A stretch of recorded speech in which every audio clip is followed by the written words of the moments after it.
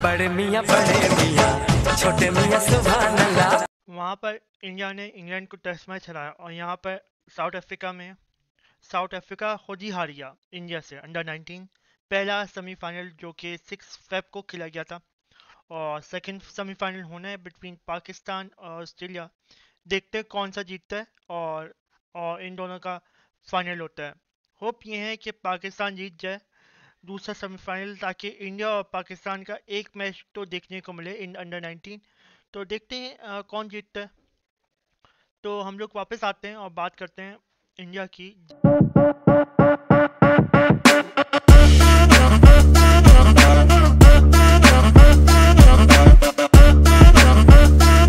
Hi, I am sports फीन। हाँ, तो मैं बताऊंगा कि साउथ अफ्रीका हार गया और इंडिया क्यों जीत गया।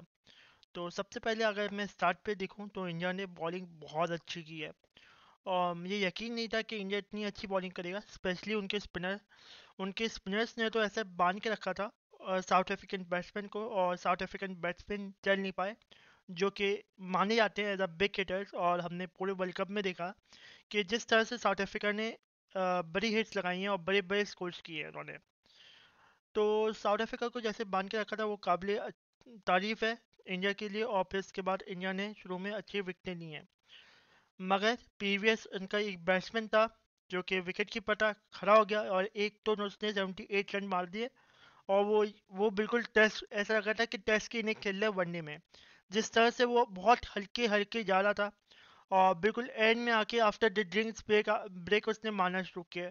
का दूसरा प्लेयर एक और था, उसने भी 64 बनाए और वो भी उसके साथ आराम से खेलता हुआ जा रहा था। और उन्होंने मिडिल ऑर्डर संभाला है। जैसे वो लोग आउट हुए आफ्टर द ड्रिंक्स ब्रेक, क्योंकि वो मारने की कोशिश में गए थे और वो आउट हो गए। तो एक मुझे रिलीफ मिला जैसे वो आउट हुए। फिर उसके बाद वाइट हेड आए, नॉने मारा, बट उनका एक बहुत छोटा सा कैमियो था जो कि हमें इंडिया को इफेक्ट तो पड़ा उसका, क्योंकि इंडिया के ऊपर 200 प्लस 230 प्लस रन हो गए थे और 230 रन इंडिया के लिए बहुत रन्स थे ये। क्योंकि 244 on the south African pitch बहुत मुश्किल था, क्योंकि अगर आपकी बॉलिंग लाइनअप अच्छी है तो आप 244 रोक सकते हो आराम से, जो कि साउथ अफ्रीका रोक सकती थी। और क्योंकि साउथ अफ्रीका की बॉलिंग बहुत अच्छी है और अगर उनके फास्ट बॉलर्स देखें तो काफ़ी अच्छे फास्ट बॉलर्स हैं, और इवन दो वो अच्छी बाउंसरें करते हैं। जिसका हमें डर था वही हुआ। फिर उसके बाद अगर मैं बॉलिंग में देखूं तो बॉलिंग में कमाल की बॉलिंग की साउथ अफ्रीका ने और हमें इंडियंस को लोहे की तरह चबाए, जिसकी वजह से हमने घबराहट का शिकार हुए और हमने शुरू में विकेटें थ्रो करी टू लुइस, जिसने आके शुरू में 2 विकेटें ली। फिर उसके बाद उनके पार्टनर मैप हाका ने भी विकेट ली। ऑलमोस्ट 11 ओवर में हमारे 4 आउट कर देते। ऐसा लग रहा था कि हमारी आधी टीम जा चुकी है और सिर्फ 2 बंदों ने हमारा खेला। और यहाँ पर हमें एक बड़ी अच्छी पार्टनरशिप चाहिए थी।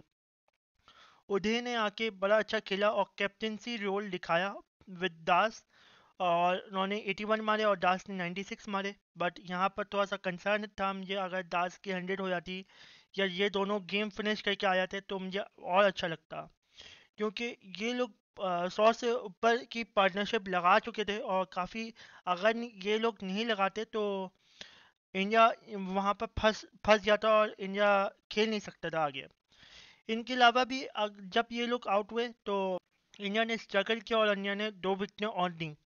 शुक्र मनाएं कि साउथ अफ्रीका ने वाइडें बहुत दे दी नहीं और 23 वाइड के रन दिए, जिसकी वजह से हम लोग जीत गए। क्योंकि अम, अगर वो वाइड के रन नहीं देते तो हम शायद मैच नहीं जीत सकते थे, क्योंकि हम 48 ओवर्स .5 फॉल पे जीते, ऑलमोस्ट 49 ओवर्स में जीते हम लोग मैच। और और अगर आप इनके 23 वाइड के माइनस कर दें तो यहाँ पर नामुमकिन था कि हम लोग 1 ओवर में इतने रन बना पाएँ। तो साउथ अफ्रीका भी को भी क्रेडिट जाता है कि साउथ अफ्रीका ने वाइड की और इंडिया को हेल्प किया to win the match. But अगर मैं दूसरी साइड देखूँ तो इंडिया ने क्या बैटिंग की है, स्पेशली द कैप्टन और उसके साथ दास जो प्लेयर था, उन लोगों ने क्या पार्टनरशिप किया, one of the dream partnership. ऐसी पार्टनरशिप मैंने अंडर 19 में बहुत कम देखी है, और जैसी पार्टनरशिप इन लोगों ने की है तो ये दोनों मुझे दिखते हैं कि इंडिया में खेलते हुए और इंडिया का मिडिल ऑर्डर संभालते हुए, क्योंकि वहाँ पर इंडिया को फ्यूचर में ज़रूरत पड़ेगी जब उनके अच्छे बैट्समैन जाएंगे, जैसे रोहित शर्मा या के राहुल या विराट कोहली वगैरह, तो वहाँ पर इन लोगों की ज़रूरत पड़ेगी। तो मैं यहाँ पर देखता हूँ कि एक दो बैट्समैन हैं जो कि अच्छे हैं, जो कि इंडिया में खेल सकते हैं। बट ये मेरी ये कंसर्न है कि इंडिया फास्ट बॉलिंग पे बाउंसर्स पे वो आउट हुआ, और वो बड़े अजीब तरीके से आउट हुआ। जब उसकी बाउंसर्स वर्स बॉडी आ रही थी तो वो हाफ उस पे था कि मैं शॉट मारूं या इसको रोकूं या इसको लीव करूं। आप डिफरेंट माइंड में जब होते हो तो आप एज करने के चांसेस होते हैं, और आपने एज किया और आप आउट हो गए। और आप एक बाउंसर को एक्सपेक्ट नहीं कर रहे थे, जो कि बहुत अजीब सी बात है, क्योंकि आपको फाइनल में टीम ऑस्ट्रेलिया मिलेगी जिनकी फास्ट बॉलिंग से ही वो लोग जाने जाते हैं और लेट स्विंग करते हैं वो, और या पाकिस्तान मिलेगी जो जिनकी फास्ट बॉलिंग बहुत अच्छी है, और उनके पास ओबैड शाह है जो कि मोस्ट विकेटें ले चुके हैं, और वो अगर वो आ गया तो वहाँ पर भी आपको बाउंसर पे ट्रबल होगा।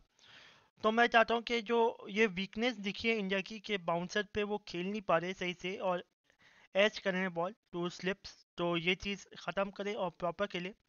और जिस तरह से दास ने खेला या इंडियन कैप्टन ओडे ने खेला, तो इस तरह से खेल सकता है इंडिया, और इंडिया के वन वन डाउन या दोनों ओपनर्स इस तरह से खेल सकते हैं। अगर इंडिया शुरू की 10 ओवर सर्वाइव कर ले अच्छी तरीके से with 30 run on the board with 0 out, तो इंडिया आखिर में एक अच्छा स्कोर बना सकता है। और इंडिया के पास पावर है कि इंडिया रोटेशन करके एक बड़ा स्कोर बना सकता है। तो देखते हैं इंडिया फाइनल जीतता है या नहीं जीतता, या रिटेन करता है अपनी ट्रॉफी जो कि 2022 में जीत करी थी, या कोई पाकिस्तान या ऑस्ट्रेलिया जीतता है। तो ये सब है अभी तक के लिए। बाय।